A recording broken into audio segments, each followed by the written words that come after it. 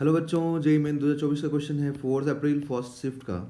A solid sphere and a hollow cylinder roll up without slipping, मतलब ये pure rolling है, on same inclined plane with same initial speed v. The sphere and the cylinder reaches up to maximum height h1 and h2 respectively. The above the initial level, okay, initial level से h1 h2 height पे गया है. The ratio of h1 h2 is n by 10. The value of n is, n का value पूछ रहा है अगर ratio height का n by 10 है तब. देखिए सेम इंक्लाइन प्लेन है, तो एक काम करते हैं हम लोग सेम इंक्लिनेशन का दिखा, एक मिनट, सेम इंक्लिनेशन का दो प्लेन बना देता हूँ ताकि दो डायग्राम रहेगा तो क्लियर दिखेगा अपने को. ठीक है, एक इसमें ओके. तो सेम इंक्लिनेशन सेम स्पीड से, ये हो गया स्फेयर, और स्फेयर कैसा है, सॉलिड स्फेयर है, तो सॉलिड स्फेयर है ये.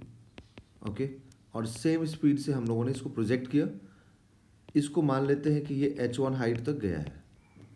ओके, फिर वही सेम इंक्लिनेशन एंड इस बार सिलेंडर.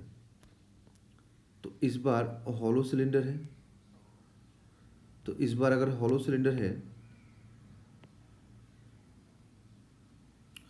तो हॉलो सिलेंडर का हम लोग वही स्पीड सेम देना है. ये मान लेते हैं कि ये कुछ h2 हाइट तक ऊपर गया. ओके, h2 हाइट तक ऊपर गया.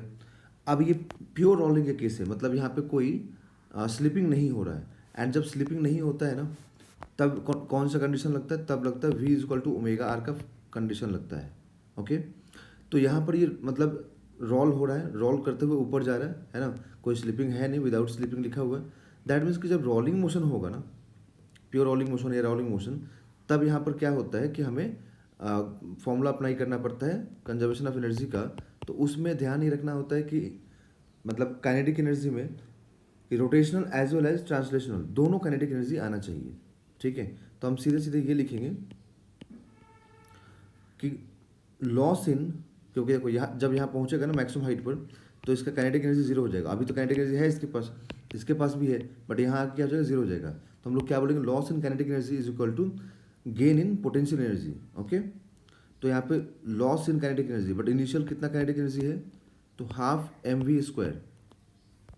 दोनों का यहाँ पर मास, सॉलिड का और इसका, ठीक है, मास यहाँ पर सेम ले लेते हैं.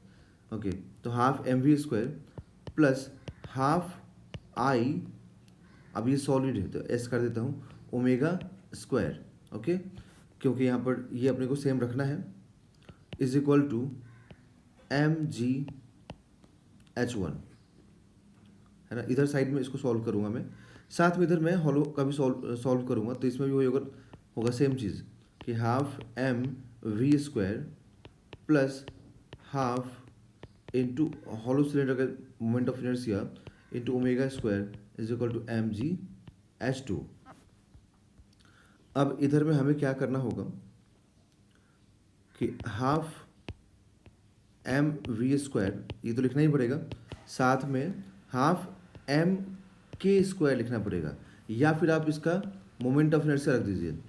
तो सॉलिड स्फेयर का उसके सेंटर के अबाउट मोमेंट ऑफ इनर्शिया कितना होता है, तो 2/5 होता है.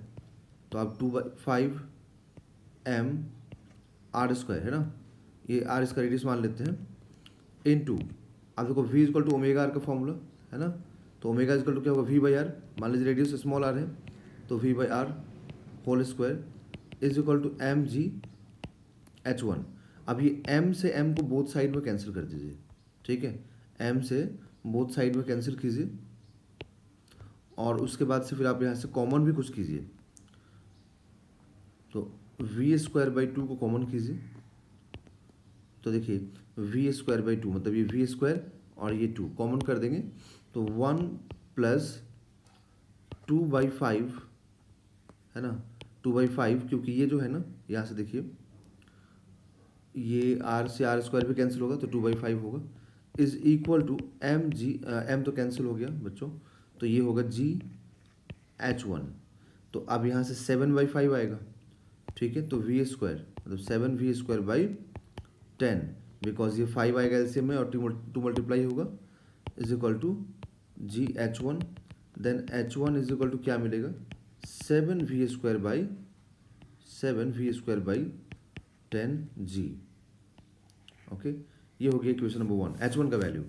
अब दूसरे साइड में आइए जहाँ पे हॉलो सिलेंडर है, तो जहाँ पे हॉलो सिलेंडर वहाँ लिखेंगे क्या हम लोग कि half M we square plus hollow cylinder एक तरह से रिंग की तरह काम करता है ये, तो रिंग की तरह काम करेगा तो रिंग का आपको जानते ही हैं क्या लिखना होता है, moment of inertia m r square, ठीक है, इंटू ओमेगा स्क्वायर। कुछ नहीं बोलेगा तो आपको सब कुछ रेडियस मास सब सेम रखना होगा, ठीक है। ये m से m कैंसिल कर दे बोथ साइड में, ठीक है, एंड प्योर रोलिंग, ओके, क्योंकि विदाउट स्लीपिंग बोला है, तो यहाँ से हम लोग v²/2 कॉमन करने की कोशिश करेंगे, बट उसके लिए पहले हमें कन्वर्ट करना पड़ेगा ओमेगा को। तो ओमेगा को क्या लिखेंगे आप v/r का होल स्क्वायर। अब आप यहाँ से ना v²/2 को कॉमन कर दीजिए, तो क्या होगा 1 प्लस, ठीक है, और ये सिंपली 1 रहेगा क्योंकि v² r² से r² कैंसिल और v²/2 कॉमन हो गया, ठीक है, तो 1 + 1 और ये GH2। तो देखिए यहाँ से क्या मिलेगा 2v²/2 by g is equal to H2, ठीक है।